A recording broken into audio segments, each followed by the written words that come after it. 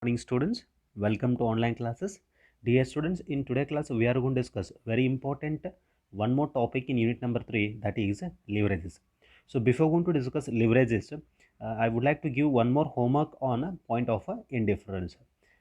Because in the previous class we studied 2 to 3 problems relating to the point of indifference. But point of indifference means what? The intention of calculation of point of indifference is to finding the EBIT. Okay. um, is nothing but what? X value. So already we discussed, so this is a formula for point of indifference. Okay, by using this formula you have to calculate, this is homework for you, this is okay. And note down this, and you have to solve the problem. Clear?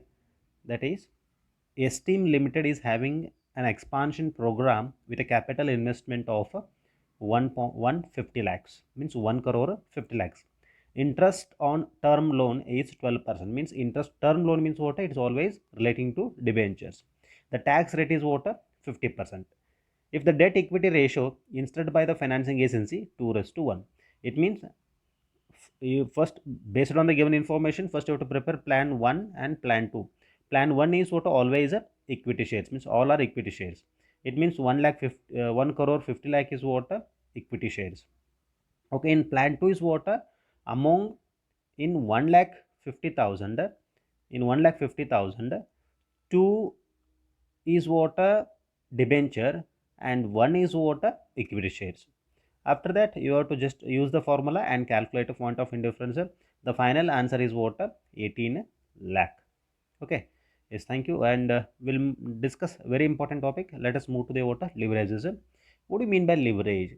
See, let us we move to the what? First, introduction of leverages. Earning per share depends upon the efficiency of the company. It means whenever we are going to calculating the earning per share, the earning per share is depending on the efficiency of the company. Of course, if a company to become a good EPS, it depends on how they are going to performing, how they are going to efficiently working in the business or in the organizations. Relating to that, the EPS of the company is to be dependent. Then how? Then what basis we are going to performing? So earning per share is influenced by change in the revenues of sales. Then efficiency means what? So efficiency is relating to the how you are going to performing your sales. So based on your sales, I will tell very simple. See, EPS is connected with what? EPS is connected with what? Efficiency. Okay, efficiency. So but efficiency is connected with what? That sales. Sales is connected with what? Revenue. Is it right on? So your efficiency is to be determined by on the basis of what you have a revenue. So based on that your revenue, EPS is to be dependent.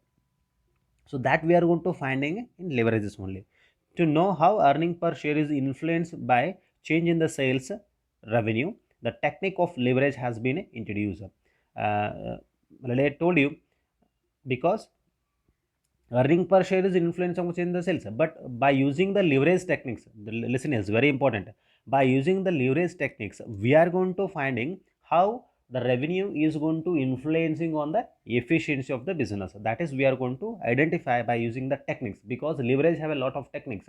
By using those techniques, we are going to identifying the change in the revenue of sales. Meaning of leverage, it is refers to the kind of instrument used to get a desired result. This is a meaning of leverages, because already I told you, leverage is have a lot of techniques, nothing but an instrument. It have a lot of instrument. By using those instrument or techniques, we are going to finding the exact result of that organizations. What do you mean by sorry, next one more is what a definition. We'll move to that. According to the dictionary, what they are going to define that leverage is a means of accomplishing some purpose. For example, while lifting a heavy object, or it is the leverage that helps which would otherwise to be difficult. So this is the definition of leverages. And next is what? The types of leverage. This is very important. But among 5 types of leverage, as per your syllabus, these are the very important: operating, financial, and combined. Okay, it may they can ask for 2 marks, but 5 marks and 15 marks related is what? So these are the 3 important leverages. The first leverage, return on investment. Second is asset leverage. Third is operating. Fourth is financial leverage. Fifth one is what? Combined leverage. Let us move to the in detail what those will give the information regarding these types of leverages. The first one is what? Return on investment. How we are going to calculate return on investment leverage is equal to EBIT divided by total asset into 100. EBIT divided by total asset into 100 will get it. Then EBIT is not available also and total also not available in the problem. So you have to identify EBIT and you also identify total asset. You know, you already studied many techniques. You already know about in capital structure how to finding the EBIT by using point of indifference. But now I am going to tell you very simple without point of indifference also how we are going to finding the EBIT also. Okay. Next. But in capital structure, identification of EBIT is different. In leverages, identification of EBIT is to be different. But the both EBIT is to meaning is to be same. Because in capital structure, I have a different given information. So based on that, we are going to identifying by using the different formula. In leverages, they are going to given sales and all. By using the sales, we are going to identification of what EBIT. Next is what asset leverage.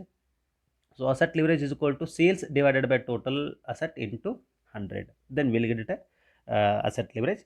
Next is very important as per as well as operating leverage. What do you mean by operating leverage?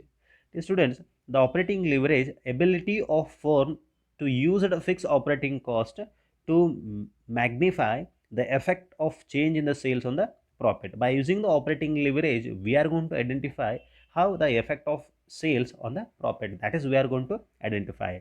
Then what is the formula to calculate operating leverage? See here two formula is there. Leverage is equal to contribution divided by operating profit. Operating profit is nothing but what? EBIT. For your clarification, I am written EBIT. Okay.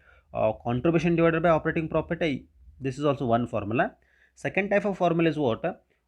Leverage is equal to sales minus variable cost divided by again sales minus fixed cost minus variable cost. We will get what?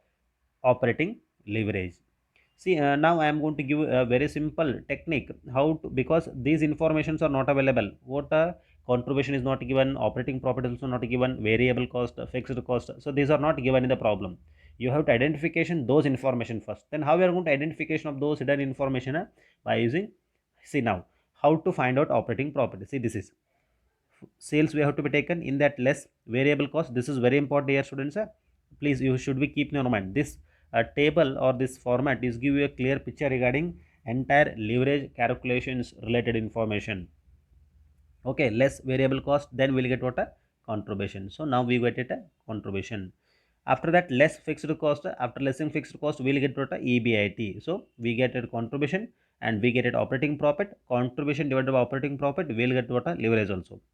And we'll move to the next because to calculate combine to calculate financial leverage again we need some information.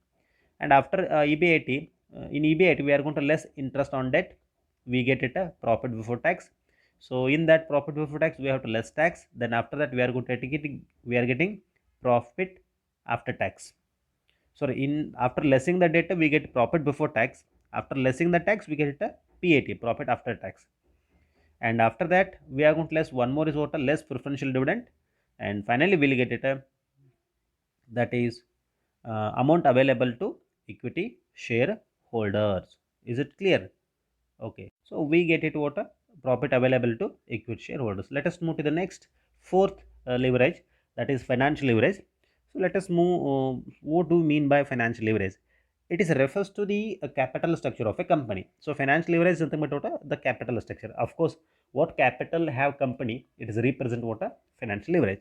So then exactly what capital structure? A capital structure of a company represent a composition of total capital collected through different sources of funds such as debt, debenture, bonds, preference shares, equity shares, reserves and surplus. Means the point is what?